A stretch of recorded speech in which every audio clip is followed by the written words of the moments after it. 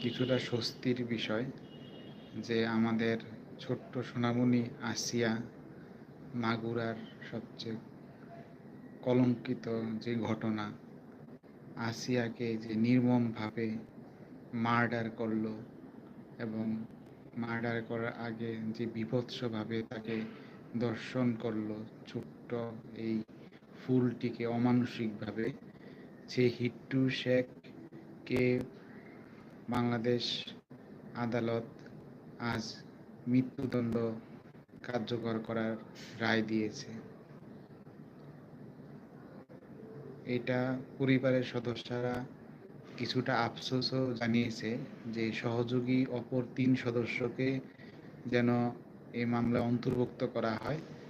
তারা হাইকোর্টে আপিল করবে এবং পূর্ণাঙ্গভাবে সবার যেন শাস্তি নিশ্চিত হয় সে ব্যাপারে ওনারা আপিল করবে। কিছুটা স্বস্তি বোধ করতেছি যে বাংলাদেশের ইতিহাসে দ্রুততম রায়, যেটাতে ধর্ষক হিটু শেখকে সর্বোচ্চ শাস্তি ফাঁসির আদেশ দেয়া হয়েছে। আশা করি বাকি সদস্যরা যদি অপরাধী হয়, মাননীয় আদালত তাদেরকেও শাস্তির আওতায় নিয়ে আসবেন এবং বাংলাদেশে যারা ধর্ষক রয়েছে তাদের জন্য আজকের রায় এখনই হবে যে তারা যদি কোনোভাবে কারো প্রতি অবিচার করে তাহলে তারা শাস্তি পাবে। যারা শিশু ধর্ষক বা অন্য যারা অপরাধী রয়েছে তাদেরকে কোনোভাবেই ছাড় দেওয়া যায় না।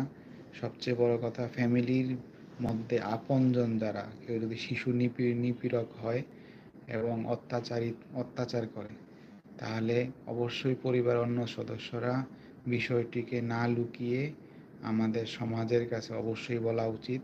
তাকে অবশ্যই একটা সেফগার্ডে রাখা উচিত।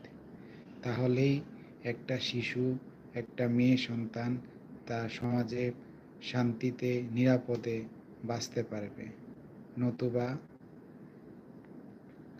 তাদের জন্য আমাদের এই সমাজটা হবে একটা জাহান্নাম। সকল ধর্ষককারীদের সর্বোচ্চ বিচার নিশ্চিত এবং মৃত্যুদণ্ড কার্যকর করতে আমি অনুরোধ করব আমাদের সরকারকে। আপনারা সবাই যারা যারা আজকের রায়ে সন্তোষ প্রকাশ করেছেন আমার ভিডিওতে কমেন্ট করবেন। আসসালামু আলাইকুম।